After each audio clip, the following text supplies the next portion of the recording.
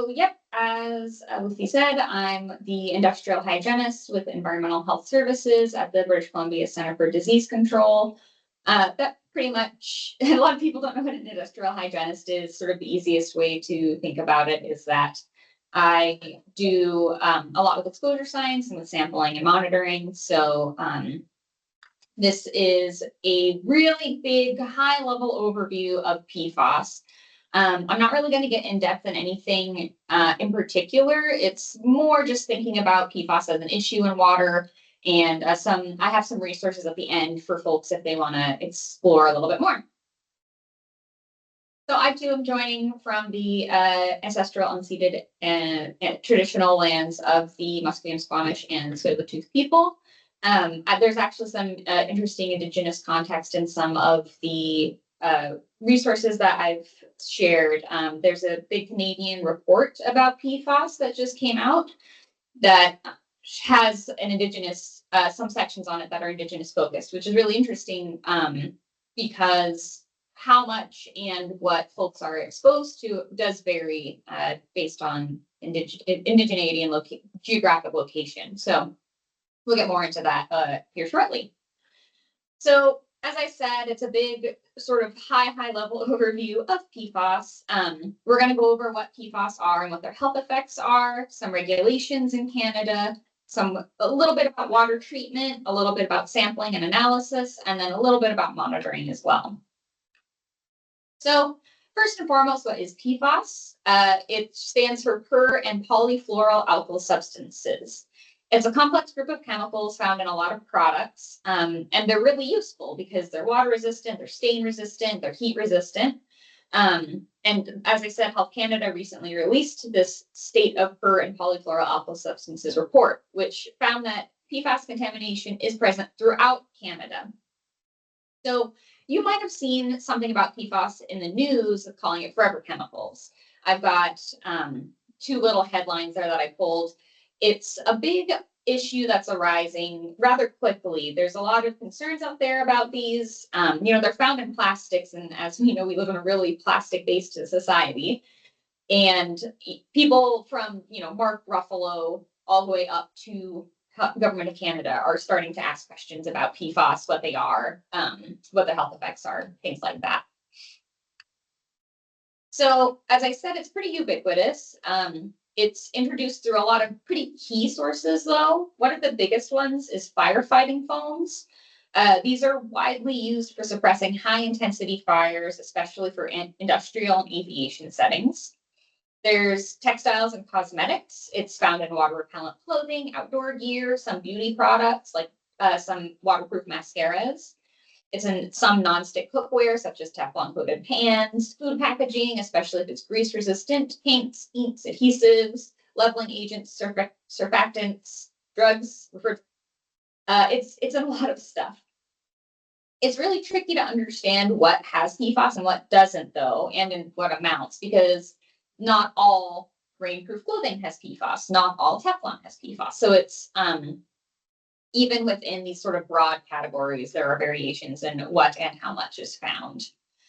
There are hot spots found wherever it's been used, and they're especially associated with these firefighting foams. Waste sites are also potential hot spots because a lot of the PFAS ends up somewhere, usually in landfills, where it can leach into the soil, into the water systems, or into the water systems themselves from runoff from contaminated areas, industrial sites, or homes. And the environmental stability of PFAS, which again is one of the things that makes it so attractive, also helps it travel really far and really wide. So the PFAS can enter the environment and the human body through a bunch of different interconnected pathways. PFAS bioaccumulates and can be ingested from contaminated crops and animals.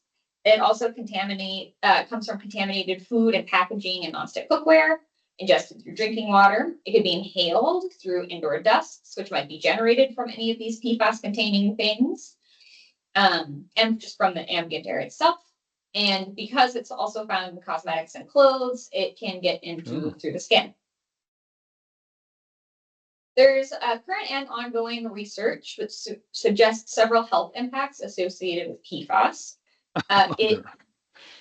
Sorry. Let's say that. Oh, okay. PFAS exposure is can negatively affect vital organs and systems like your liver, your kidneys, your thyroid, and immune and nervous systems. Beyond that, it can impact development, reproduction, metabolism, and even weight regulation. Part of understanding PFAS and its health effects is so tricky because there's so many different types of these chemicals. Even trying to group the chemicals themselves together has been a challenge, let alone piece out what health effects are associated with which specific PFAS. So we do know some PFAS compounds like PFOS and PFOA are classified as carcinogenic or possibly carcinogenic, which means that they can lead to increased risk of developing cancer. There are also concerns regarding possible cumulative impacts.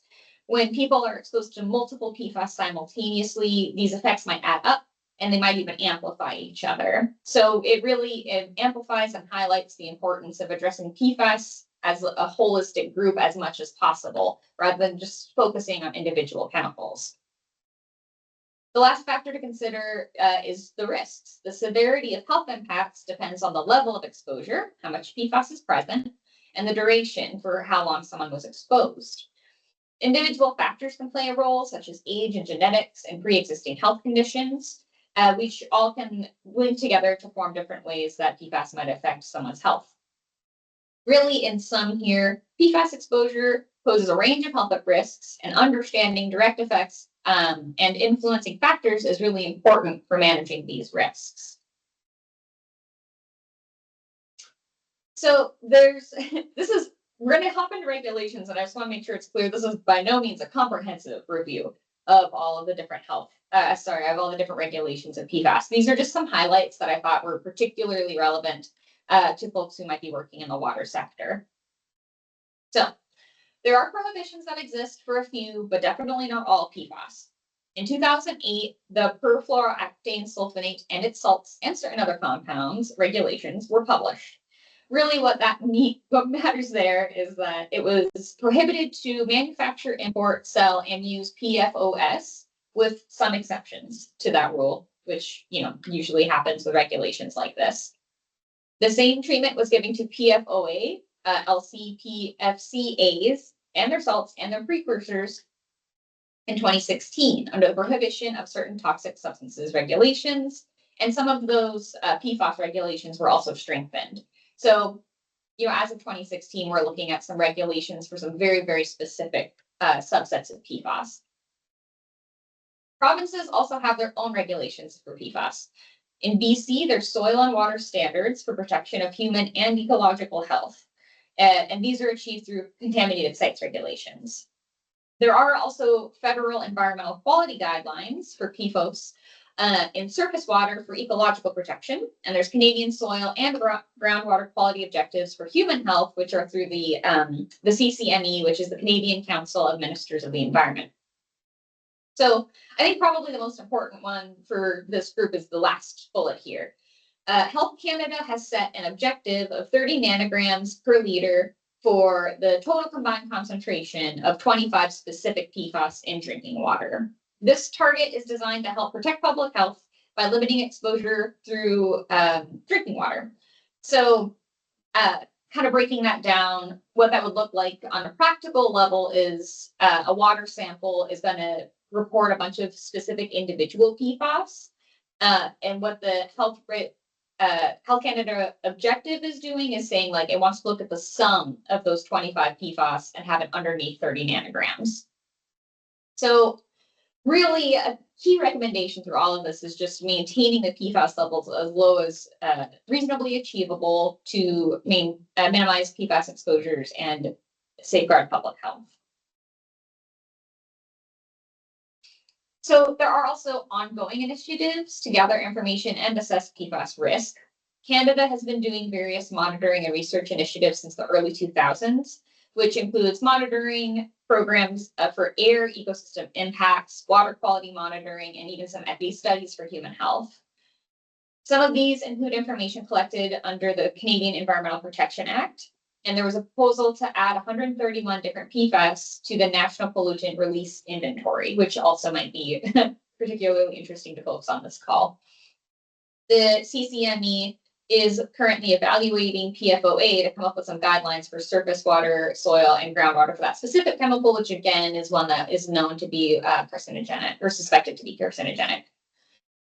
Right now, the government is in a 60-day consultation period before adding PFAS to the toxic substances list. So this is a pretty important thing because if it is added to the toxic substances list, it becomes a lot easier to regulate. Firefighting foams would likely be the first target of some of these regulations. And always there's ongoing research and monitoring projects through public and private entities. In fact, I'll tell you guys a little bit about a project that we're doing here in Environmental Health Services as well.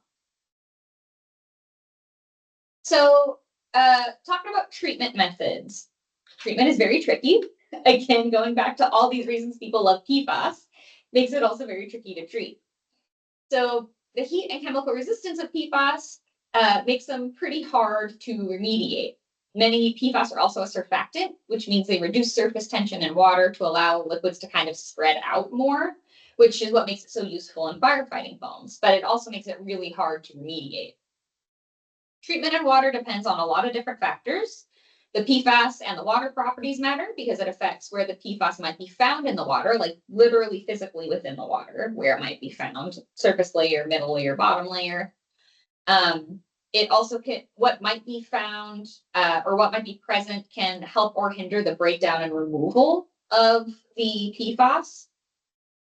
And this image that I have up here with the different kind of images, these are like really simplified diagrams of how PFAS might form within water, which are part of what make them so hard to remediate. They kind of, form a bilayer with their different hydrophobic, hydrophilic parts of themselves. They can form micelles. They can even do these hemimicelles, which, lots of really interesting stuff on those. So these are images were taken directly from an ITRC report on PFAS, which I do have linked in the resources for everybody. And treatment goals and system operations are really critical to consider when you're thinking about treatment methods.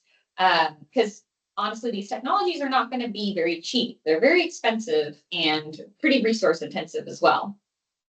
Overall, again, summary here, conventional treatments just aren't that effective. But the interest in the issue means that there is some rapidly evolving technology and knowledge coming down the pipeline on that.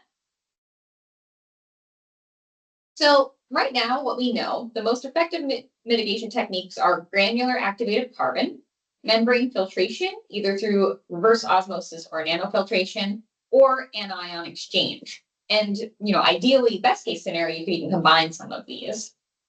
So even with these particular treatment methods, the ones that we know work the best, the short chain PFAS continue to be a problem. Filtration and ion exchange media and the concentrate residual from, doing these different processes require specialized disposal, or else they're just going to get released into the environment. You can't really just throw PFAS logged charcoal into the trash and might end up leaching back out. So there is some thoughts that incineration may actually destroy PFAS entirely, but there's still a lot of research to be done on that. And we're not even sure what temperatures are needed for that yet. Plus, there's the potential for byproducts, redeposition of those byproducts, and there's a lot of other risk factors associated with incineration. One of the things that's coming down from, one of the questions coming down about these drinking water regulations or guidelines is how to even test for PFAS when PFAS isn't everything. It's really hard to ensure that you're not doing cross-contamination if you don't know exactly what does and does not have PFAS in it. So there are a lot of protocols that already exist for sampling PFAS, which is great. Some of them I listed here. There's the US EPA, the Interstate Council on Regulatory Technology, the ITRC, and then there's also some state-specific protocols within the US that are pretty slick and nice to follow. These protocols are often really precautionary and restrictive, and they sometimes even can conflict with each other. So this is partly because laboratory methods that exist are really sensitive for PFAS detection, and regulatory criteria are really low. So because PFAS are found in a lot of different things we're already using on the day-to-day for sampling, water and soil and all these other media, it can lead to higher than usual potential for cross-contamination for PFAS. So these low detection limits also mean that any cross-contamination that exists is really, really likely to come up in your sample results. So aside from all of that, there's also some materials that absorb PFAS, which would lead to false negatives of your results or false lower than expected results. So in general, there's a lot of do's and do nots with a lot of these different alphabet soup kind of compounds, HDP, BE, LDPE, polyethylene, FTPE. It's a lot to read and it's pretty complicated. For kind of one of the examples of this is that stainless steel, silicone, and HDPE, which is high density polyethylene, are okay to use, except some HDPE is treated with fluorine. So that makes things a little bit complicated. You also do not want to use anything that includes I always mess this one up, polytetrafluoroethylene, which is PTFE, perfluorinated ethylene propylene, FEP, and it's just the list goes on and on. All these different plastics, basically, that might have PFAS in them. Pipe thread, compound, waterproof coatings, tapes, Sharpies, all these things can also just contain PFAS, things that we definitely use on the day-to-day in our sampling protocols. So in addition to all of that, personal care products contain PFAS. So soaps, papers, pens, papers and pens are not personal care products. Soaps, sunscreens, bug sprays, all those kinds of things can potentially contain PFAS as well. Adding to all of this confusion is, like I said earlier, you can't necessarily lump things together and call them PFAS free. So I was looking at some studies for this that were trying to evaluate different materials for PFAS contamination. One of which looked at leaching and one of which just tested materials directly for PFAS. The two studies actually had directly conflicting results for if notebooks or nitrile gloves were PFAS containing. And one of the studies looked at multiple types of the same materials and, for example, found one type of PTFE tape and aluminum foil contained PFOA, whereas others did not.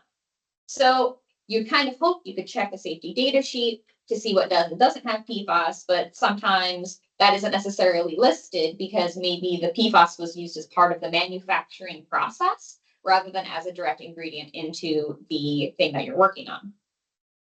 So luckily, people have tested a bunch of different brands of personal care products, and like those sunscreens and bug sprays I mentioned, to verify which ones don't have PFAS in them.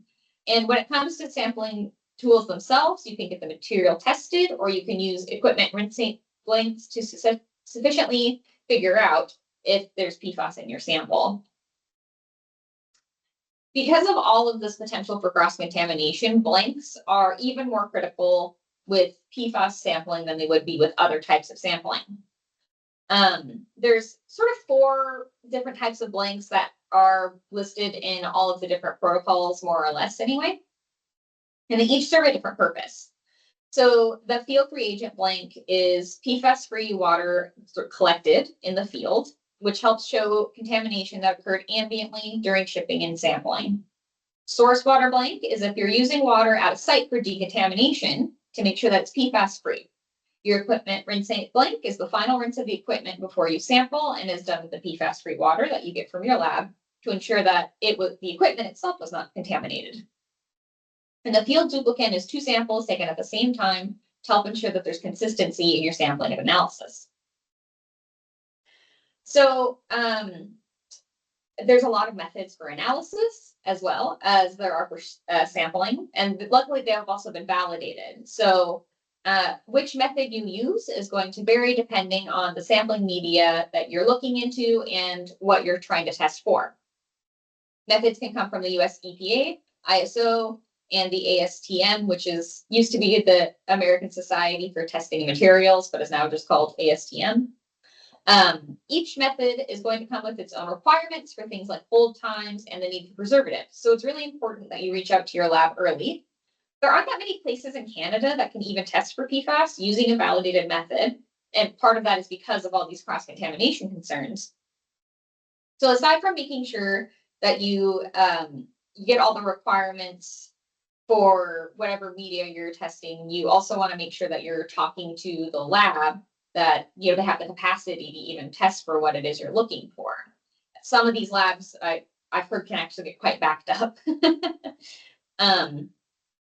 There are also academic labs aside from private labs that can do some of the testing for you as well. So the academic labs would be ones that's affiliated with universities, and those would potentially have lower cost, but might have some additional requirements about publishing results or something along those lines.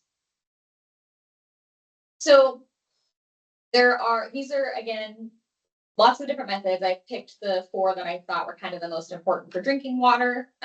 You don't have to worry too much about acronyms in the description section. I just wanted to put those in there for folks who were a bit of lab nerds or who wanted to sort of have further identification on the difference between these different methods. The key things to know are this. EPA 533 is recommended by Health Canada for drinking water because it follows the best current practices. Method 1633 isn't approved for use in drinking water because the effects of chlorine has on some of the PFAS that this method will test for. But it can be used for other waters, things like surface water, groundwater. And lastly, there is non-target analysis, which varies a lot in method and what it can detect, but it might be useful if you're trying to look for some specific PFAS that other methods can't detect. Doing non-target analysis will require extra coordination with your lab to make sure they can hit all of your sampling needs. So when you're choosing your sampling method, make sure they can reliably measure the PFAS at the levels that are required for whatever it is you're testing for. So if you're trying to look at that Health Canada standard, there are some recommendations in there about what limits you would want to hit. So I know that was a lot. So I put together some just general recommendations.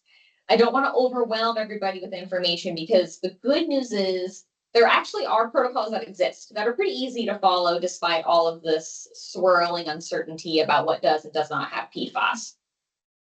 So these are my general recommendations for making a sampling plan. Because of all the extra considerations with QA/QC, it's especially important to establish a really thorough protocol before you're doing any sampling. Find a protocol that is from a trusted source to use as your guide, and establish your data quality objectives early. Sampling is really not cheap, and it might be tempting to skip some steps on taking your QC samples or to go with a lower cost lab, but you don't want to sacrifice your data quality for this. If you're just doing some first step screening, it might be okay to do a little bit, less on the QA/QC side, but this could lead down to problems down the line if you're trying to establish health risks or PFAS sources, or you want to use your data to compare it to other more robust data. So this is also really part of why it's critical to reach out to your lab early, because they can probably help guide you on building good data quality. When you're doing your sampling, really the star key thing here is ensure nothing comes into contact with the sample that will have PFAS. Sometimes you might want to use single-use equipment for this, or you can get your equipment tested to make sure it's PFAS free, or you can rely on your blanks a bit more heavily for that. Now, ideally, nothing in your whole sampling process will have PFAS, which would include the notebooks, the sunscreens, the Sharpies, but the prevention measures shouldn't be a barrier to good sampling. So to be present at concentrations above the reporting limit, which is greater than 2 nanograms per liter in a 250 milliliter sample bottle, you would need to add 1 or 2 drops of sunscreen to that bottle for it to show up in your laboratory sample, right? So you want to make sure that your sampling process is as PFAS free as possible, but nobody should be losing sleep over whether they put their sunscreen on too early or skipping sunscreen. even if they're out in the hot sun, because they're really nervous about that. You never want to sacrifice safety for doing any of these procedures. And, wash your hands, wear gloves. Your sort of normal sampling, prevention of cross-contamination procedures, we're going to go a long way here. So now we're going to talk a little bit about water monitoring. So obviously, with sampling being so complicated, there's also some challenges to doing some large scale monitoring. Although we can detect many different PFAS, there are still a lot of chemicals that we simply don't have a great way to monitor. PFAS is not currently part of a monitoring scheme in a lot of different places. Where the data exists, there's variability in what methods were used, which QA/QC procedures were followed, study design, sampling frequency, and just a bunch of other factors that can make it really hard to compare your samples. The key thing to know at this point is that we found PFAS across Canada in drinking water and in surface water. And and with most available monitoring done in Ontario and in Quebec as of right now. So one of the things I put in the resources for everybody is a big comprehensive Health Canada PFAS report, or maybe it's Environment Climate Change Canada. I actually don't remember which it is, but it's a big PFAS report that sort of lists all of the known monitoring projects that have been done in Canada up to this point. And when I say just came out, I mean last month it came out. So really recent, robust data there. And yeah, like I said, most of the monitoring that was done was in Ontario and Quebec currently. So the good news is that over here in Environmental Health Services, we actually have gotten a little grant to do some sampling at wastewater plants and at one site for surface water. We're trying to prioritize the surface water site that has some historical contamination, is used for drinking water or fishing or recreation, and is rural and remote. So we're doing one sample for 6 months at wastewater treatment plants, and we're already running into some interesting questions about things like auto samplers. Do those have PFAS containing parts? Is the having to do manual sampling versus auto sampling going to be a barrier to participation for some wastewater treatment plants? And of course, how representative are wastewater samples even going to be? We're also doing monthly testing at 2 sites for 3 months for surface water with a sort of a more citizen science approach, although people who are hoping to do the sampling for us are actually folks who have experience in wastewater sampling already. We're looking for some collaborative work here, trying to figure out what they want to know, what deliverables they want. And for both sides of this, both the surface water and the wastewater treatment side of things, the ultimate goal here is more about lessons learned and about getting some preliminary data we can apply for future grants. We're not going to get a really great, robust set of data here that's going to show us, where's the big problems and where are some hot spots and all that. It might tell us a little bit about that, but really at this point, we're going high level, from the places that we've sampled, what are the hot spots? What are some considerations when you're doing this type of sampling? How can we potentially approach this better with bigger, more robust data collection? So that is my last slide, except for my sources and resources, which are available to all of you. The first link is that big Canada, it was Environment Climate Change Canada, that big PFAS report that I told you about. The ITRC link is not only do they have a sampling protocol, they also list other sampling protocols if sampling and analysis is something you want to look into. And then the last one is a scientific paper that synthesizes studies about cross-contamination of PFAS samples. That's it. Ready for questions? Thank you, Molly. Thank you for that very comprehensive presentation, and you covered a lot of information there in 30 minutes. So let's just open the floor for questions or maybe even comments. So for everybody here, if you have any questions, you can use the hand raise function, or you can write your question in the chat. So go ahead. Anybody wants to start?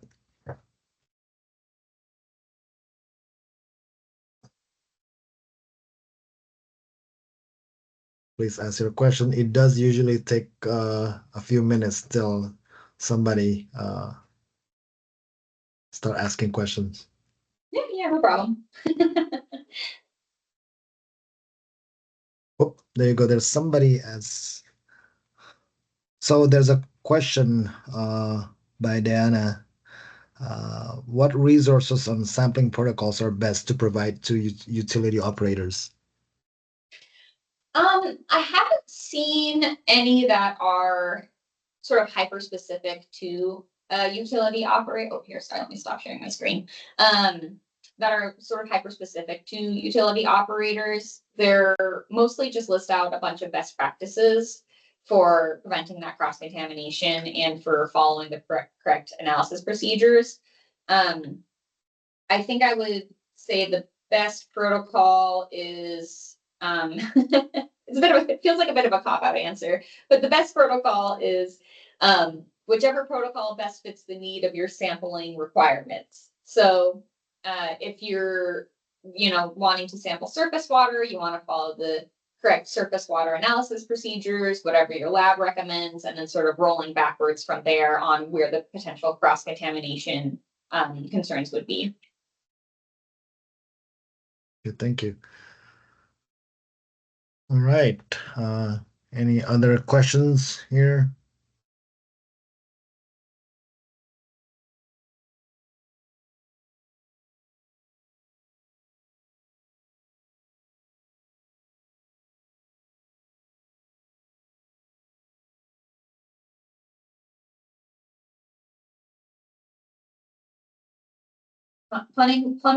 Okay, so the question, any idea of plumbing component contribution to PFAS contamination results like Teflon tape, plastics? Yeah, so some of the cross-contamination studies did look at things like Teflon tapes and pipe fittings. So the short answer is yes, they could potentially contribute. The tricky thing is trying to weigh the likelihood of that contribution being substantial. So